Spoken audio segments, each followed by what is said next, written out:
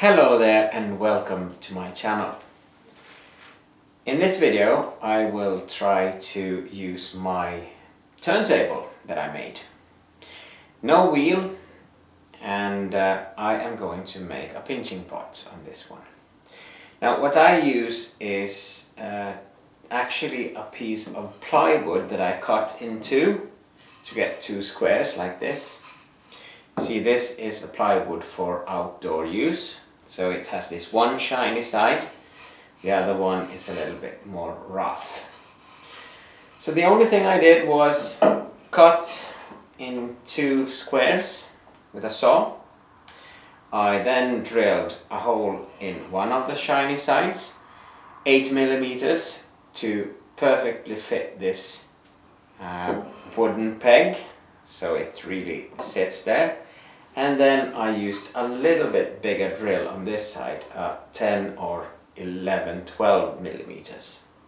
So the only thing I now need to do is put these pieces together, like so, and I have a turntable that I can use instead of these expensive ones. Now let's see how it works. It's actually the first time, so I don't really know how it's going to end up. So let's go into the video. Okay, so let's put the turntable away for a while and prepare the clay. So I start by wedging. This way I know that there's no air in it and I get the right plasticity. As you can see, I have a more professional turntable in the background, but today I'm actually going to try my new homemade one.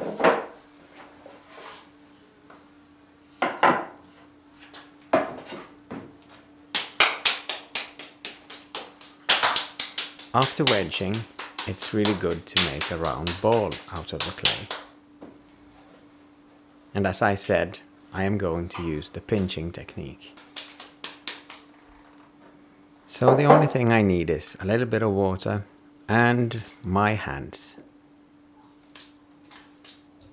So just by using my thumb and the palm of my hand, I start pinching.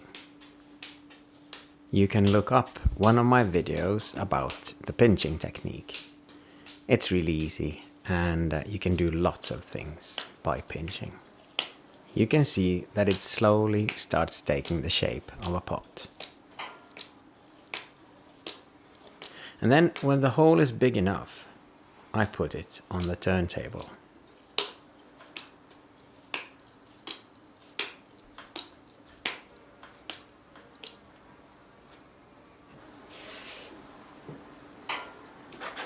I want to use my hand instead of just a thumb inside of the hole.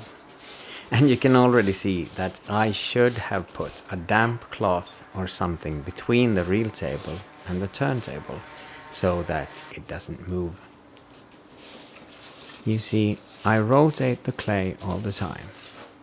If you don't want to make a turntable, you can of course rotate around the clay yourself by using a stool with no backrest and work around it all the time. The result will be the same.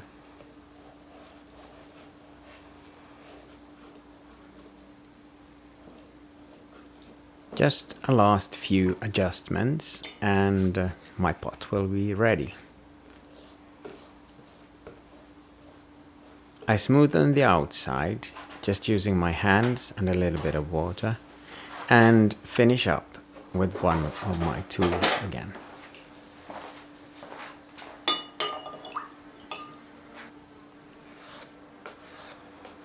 Turntables are also good if you are sculpting something, because then you can see your sculpture from all the sides without moving yourself. I could, of course, keep on building my pot with some coils to get it higher, but I just wanted to try out my turntable this time.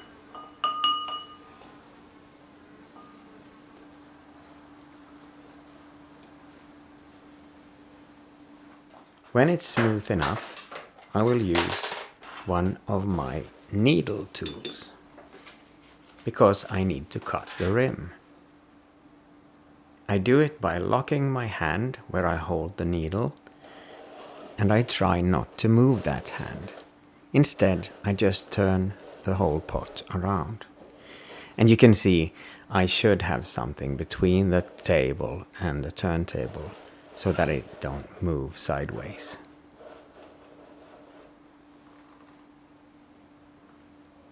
So now the rim is cut, and I was thinking about using fern as ornaments on this pot. It's fall here in Finland right now, so the nature is full of material for great prints on your clay. It's of course easier if you have a flat piece of clay, for instance when you make plates, because then you can use your material from the nature and just a roller and roll it in to get the print. And the glazing will then be great and you get really good effects because it lies flat in the kiln. I'm not really sure that the fern will leave any marks on this clay, but I will try and we'll see later.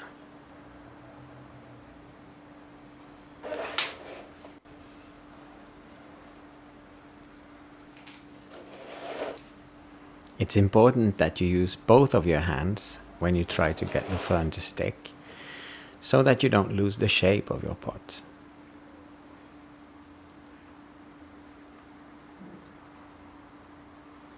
Instead of using a roller, I just use a small round stick as a roller to get them to stick better to the surface.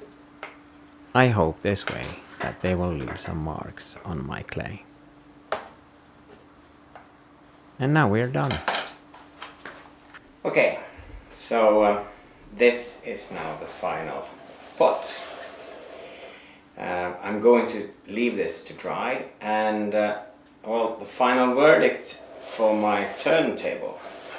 First of all, when you do this, I noticed that if you have water in between, it will be harder to spin the table. And also be careful that you don't put any clay on, for instance, this piece, because then it just goes into the wheel.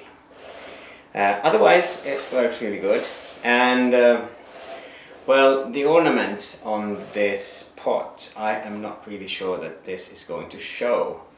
So, well, let's see, I might glaze it leaving these leaves on, or then if I get the imprint, I might take it away and glaze the whole thing and hope for some results in the glazing.